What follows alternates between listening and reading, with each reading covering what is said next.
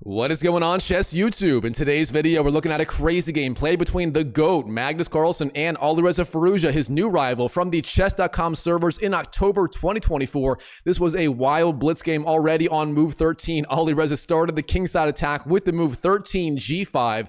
Let's dive right in. All right, in the game, Magnus opens 1 e4, and Alireza does go 1 e5, the most solid defense, to 1 e4.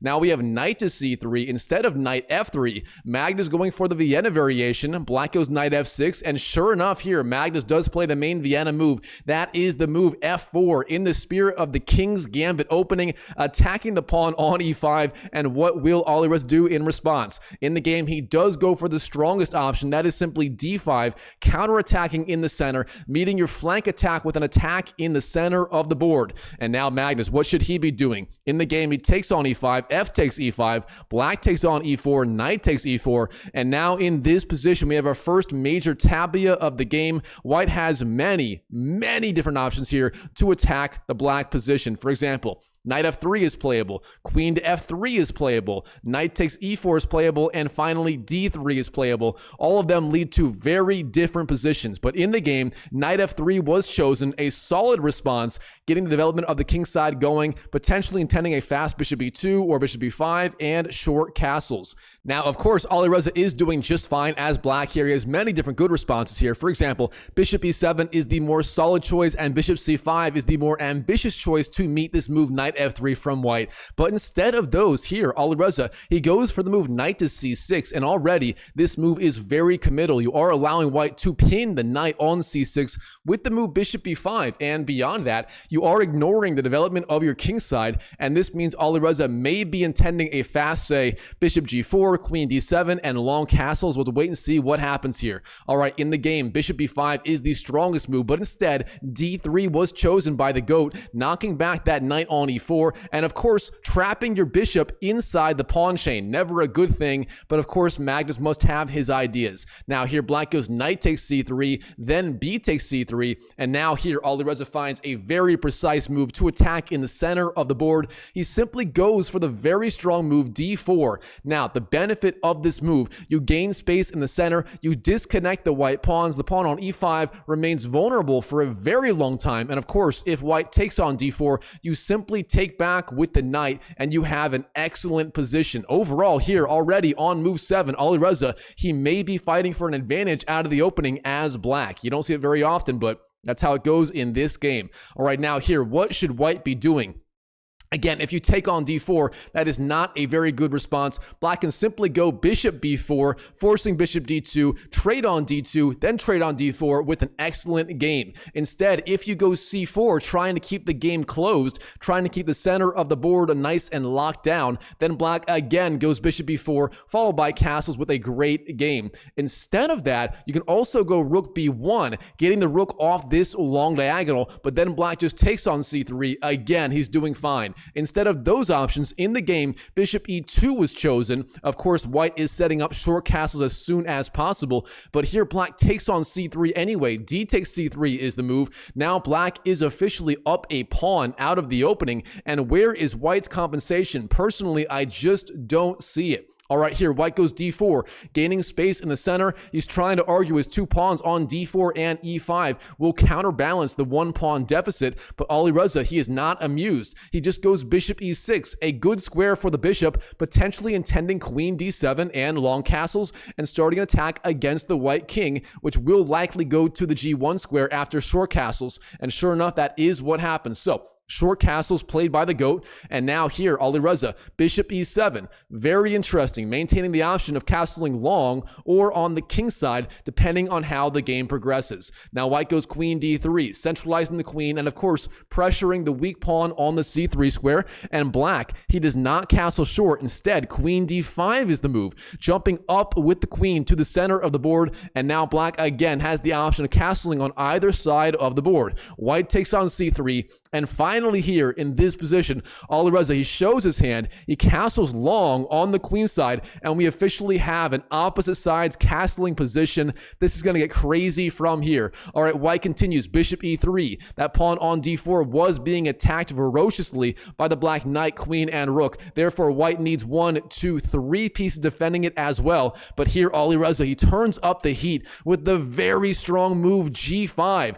That pawn is now threatening g4, driving back that knight from f3. And of course, if white takes on g5 with the bishop or the knight, then you lose control over the d4 square, and black can simply jump in with his knight and take on d4. What is white going to do? It is not easy to find a good response. If you try to stop g4 with the move h3, then black just goes h5, threatening g4 anyway. That is no good. And if you don't do anything, again, g4 is coming on the next move. For example, rook a d1 does increase the support of the d4 pawn, but then black just goes g4 anyway. Now, instead of those options in the game, rook fb1 was chosen by the GOAT, and now this move has an idea behind it. Of course, you are seizing control of the open b file, and you do leave the other rook on a1, where number 1 does support the a2 pawn, and number 2 does support the alpha 0 advance a4, a5, a6, which could be strong. But of course, Alireza, he is striking too fast in the center, and he simply goes g4, driving back that knight on f3 immediately. And now, what is white going to do? Again, if you move that knight, you potentially lose control over that d4 square. And besides that, where could the knight even go? d2 is not exactly a good square for that knight. Now here in the game, queen b2 was chosen by Magnus. He ignores the knight on f3 and instead counterattacks on that pawn on b7. A relatively logical move. And I do want to point out, instead of that, the computer loves the idea of rook b5, the rook lift on the 5th rank, activating the rook and pressuring the queen on d5. Instead, queen b2 chosen in the game, once again pressuring b7. What is black going to do? In the game, Alireza does go b6, defending along the b file by going b6 and blocking the attack on the pawn on b7. Now here, Magnus, he should continue the attack with, say, bishop a6 and maybe move that knight off to f3 and try to keep that piece alive. But instead, in this position, Magnus, he actually gives up the knight on f3. He goes for the move c3. Now, what is the idea here? Is Magnus literally giving up a clean piece? And the answer is yes. He is giving up that knight on f3. This is not a good move, but the idea behind it, if black takes on f3, white will take back with the bishop, and then that bishop will be exerting a tremendous amount of pressure on this long diagonal, especially on the queen and the knight, and that is what happens. So g takes, then bishop takes, and again, the bishop skewers the queen and the knight behind it. The queen must go back to d7, where it maintains the defense of that knight on c6. Now white goes queen b5, increasing the pressure. The threat now is simply bishop takes c6, then queen a6, and then queen b7 would be checkmate. So white here effectively threatening checkmate in just a few moves, and black finds the only move that will defend. He goes bishop d5, blocking the attack of the white bishop on f3, a very important, very precise move. And now Magnus, he swings back his rook to right where it started. Rook to f1 is the move. The point being, if you take the bishop, white takes back with the rook, and the rook will be reasonably active on the open f file. Now, instead of taking there, here Alireza, king to b8 is the move. Getting the king off this diagonal. Queen a6 now will not hit the king with check. A decent idea. And now here, white takes on d5. We have bishop takes d5, or sorry, queen takes d5, then queen takes, then bishop takes, then rook takes, and then finally rook takes f7. That is the idea of that sequence for white. White wins back yet another piece, and here Magnus, he is down a full knight on c6, but in return, he has two extra pawns, those being the pawns on d4 and e5. And of course, the e5 pawn is a pass pawn, and all of this means Magnus will have decent fighting chances in this endgame. Keep in mind, Magnus is the greatest endgame player of all time.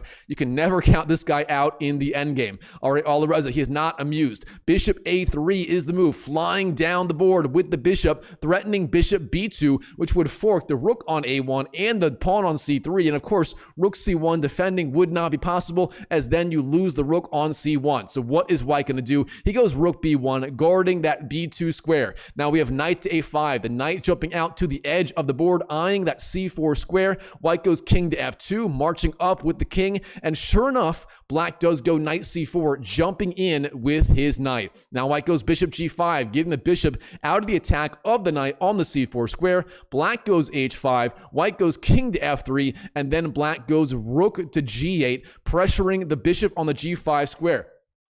Now, where should that bishop go? Should it move at all? Well, in the game, Magnus goes h4, defending the bishop, but this turns out to be a critical mistake. Instead of that, the move bishop f4, or something similar, was absolutely required, and if Magnus played that move, he would still have good fighting chances in the endgame. But instead, h4 was played, and this move, I don't know how else to say it, this is a major blunder by the GOAT, a very uncharacteristic blunder by Magnus. And if you like puzzles, pause the video right now and see if you can find the key idea for Magnus right here in this position, for Alireza in this position as black. And while you're at it, go and smash that YouTube like button for more videos just like this one. All right, here, the key idea, of course, is the temporary rook sacrifice. Rook takes e5. What is the idea? It's very simple. If you take back, d takes e5, black takes the pawn with the knight and forks the rook and the king. And in the end, you win back the rook and you win the pawns on d4 and e5